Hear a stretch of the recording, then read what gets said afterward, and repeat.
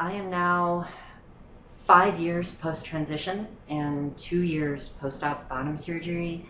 And I have to say, I feel the best I have ever felt. And I just feel great and one with my body and inside. And I still have a little bit of gender dysphoria, but it's been significantly reduced.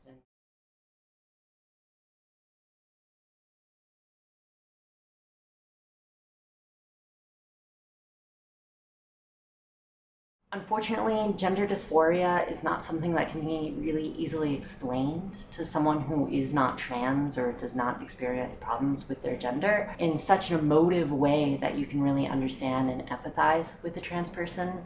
But I'll do my best. Imagine you're an 8-year-old and you're in a convenience store and you're really hungry and you don't have any money, and your friends have been pressuring you a lot lately to shoplift something, anything. And you look at that candy bar, that Snickers bar, and you say, you know what? I could totally take that. And you grab it and you stuff it in your pocket and just start stiff-legged, fast walking for the door, and then a hand. And that feeling just hits you right in the stomach. You got caught. Why did I steal that candy bar? And that guilt just kind of makes your heart drop down into your abdomen. And then you turn around and it's this like 200-pound manager, full on muscle, and he's just like, hey, did you just attempt to shoplift that candy bar? The guilt just hits you even harder and you start feeling shame and you start feeling scared and fear. He starts dragging you through the convenience store and through those double doors into a narrow hallway where you see the pipes are completely barren, the place is dirty, and it just hits you even harder. That guilt, that shame, that regret, that sadness, that fear. And then he sits you down in a manager's office right next to the security tape that you know as evidence of you having shoved that candy bar into your pocket. And then you start thinking about what's about to happen, that fear and that shame and that guilt. And he leaves to talk to your parents, and you're left all alone, feeling that regret. And you can probably feel it now. That's how I felt 24/7 times 10 over the course of years as it just continued to build up. And the worst part is, there was no reason for me to feel that guilt and that shame and that fear and that hatred of myself and that regret. It just had no reason. And that is gender dysphoria.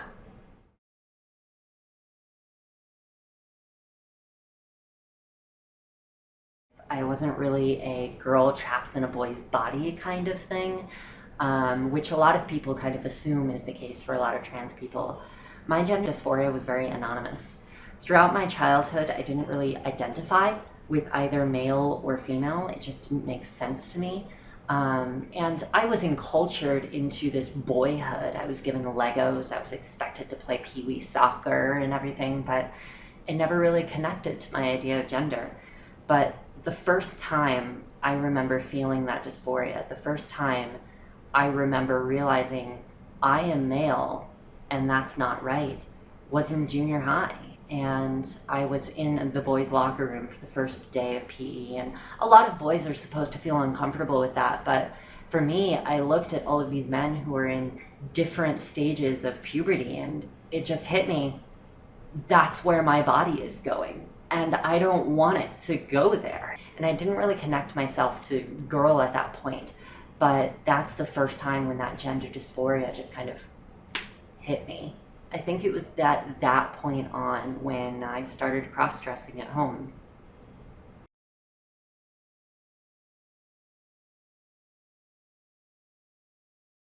I dressed every chance I could when I was at home, and I didn't really have access to a lot of female clothing, so I got really ingenuitive. I had to tie together my long sleeve shirts in a way that wouldn't like split their collar if I was to put it on the wrong way or anything like that. And I cross-dressed whenever I could. I actually had 10 specific questions that I would ask my dad all the time, so I didn't think that it was abnormal in any way, shape, or form. And those questions were geared almost entirely to know exactly when I would be home alone and I'd have the house and for how long.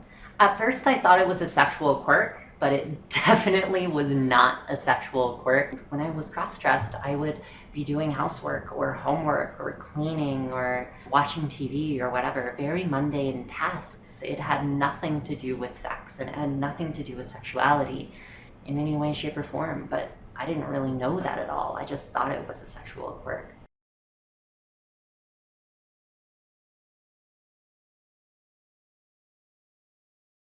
I think it first occurred to me that cross-dressing made my gender dysphoria decrease when I was on the phone with one of my friends, Jason. And he asked me, hey, we're all going to a movie. Hey, do you want to go? And I remember very calmly lying to him, just saying, no, I got other things to do. I have another friend that I'm actually in the plans of hanging out with. So sorry, can't go.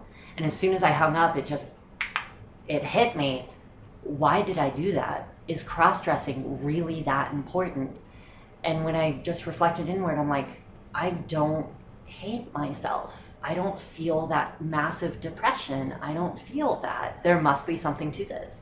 So I scoured the internet. I went to all the dark sides of the internet. I went to 4chan and 99chan, and I went to Laura's Playground, and this was my first introduction into the LGBT community, the lesbian, gay, bisexual, transgender, and there's also a little plus there for other identities.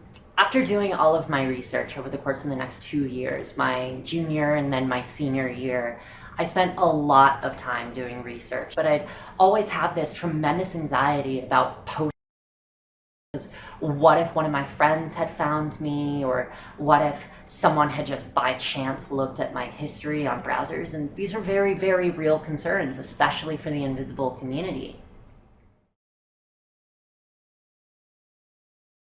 I started developing a plan to come out, and that plan was very, very rigid. It had simple rules, very basic things.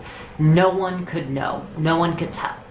I had to gather at least $3,000 because I was pretty sure that the second I told my family, I would be kicked out of my house. I only lived with my dad at the time, and he was highly conservative. And then the third rule was that I needed a social base. I needed to be able to come out online first. So I would focus on my friends. Simultaneously, along with this, throughout high school, I was kind of receded. I was very goth. I wore a ton of just very baggy clothing. And I wore necklaces galore. The weight helped my chest, and the chains on my waist helped my hips. They just felt better that way. But I always got teased throughout high school by my friends about looking like a woman. I was mistaken all the time. And every time that happened, I was very happy inside, but I had to say no. I had to reject this ideal because I was supposed to be the man. And all the time, every time one of my friends would say, hey, you should cross-dress because it would be fun and it would be funny, I always denied it, despite the fact that I wanted to say yes. Because I had this fear, this inherent fear, that the second they would see me cross-dress would be the second that they realized it was going to be permanent. And because I knew that, I waited until graduation to come out. I went to Fort Collins, Colorado, a neighboring town. I grew up in Cheyenne, Wyoming. I brought my own clothing that I had collected over the past 2 years, and I became the real me in one of my friend's bathrooms. I came out and everyone said, wow, you look great. And I felt really great. I felt fabulous. And then I told them, hey, this is gonna be a permanent thing. And all of them just looked at me and they're like, okay, that's fine. We're okay with that. And I spent 3 days with all of my friends as the real me. And I still have to say, that's one of the fondest moments in my life that I think about, was having my first real life experience as a woman with all of my friends. And as soon as I came back to Cheyenne, 3 weeks later, I had transitioned. I got kicked out of my house. I was couch surfing, essentially homeless, for a month. I found myself an apartment and a roommate, and I moved on with my life.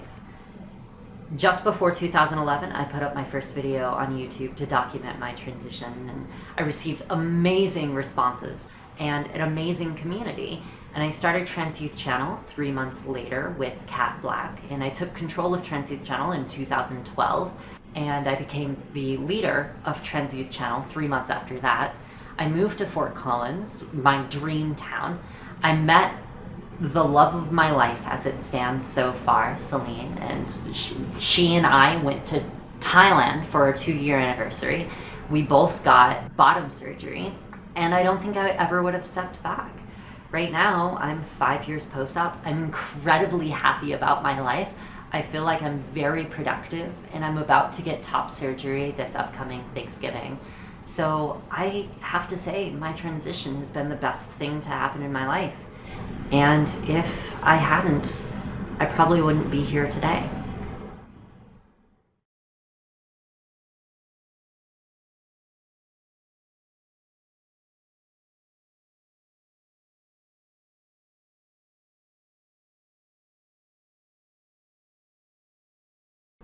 I hope you enjoyed my story. I hope you enjoyed my video. I really have dedicated my life to ensuring the protection and the overall well-being and the ability to express one's identity in public. I did this video because I want to help the invisible community, people who accounts online or feel like they're closeted or stealth or under-resourced in any way, shape, or form. This is a part of an invisibility project. Our Giving Tuesday campaign for Trans Youth Channel this December 2nd is going to be launching a very big and important social media campaign. This campaign is intended to highlight the struggles, the capacities, and the actual hurdles that keep people from being able to express as they identify. These are the invisible people of our movement. They might not be invisible in all areas, but in healthcare, they might be invisible, unable to tell their doctors about their trans status. They might be invisible to their friends and their family, but completely out online. In many cases, people will be invisible or have been invisible in many aspects of their lives regarding the LGBT+ community. We ask that you share your story. You can either email us at transyouthchannel@gmail.com to ensure that your invisibility remains there, because it's not always safe to come out of the closet, and we will spread your message for you with the hashtag #IamInvisible, IWasInvisible, or My Invisibility Story. So thank you so much for supporting me if you have been watching me over the course of the past 5 years. Thank you so much for watching me and speaking with me and moving on to do great things in the trans community yourself. I do know that Trans Youth Channel has changed my life, and I hope that it has changed yours as well. Thank you so much for watching my transition. Thank you so much for learning a little bit about me, and I certainly hope to catch up with you soon. You can contact me at Samantha@transyouthchannel.org, and I'm always willing to talk.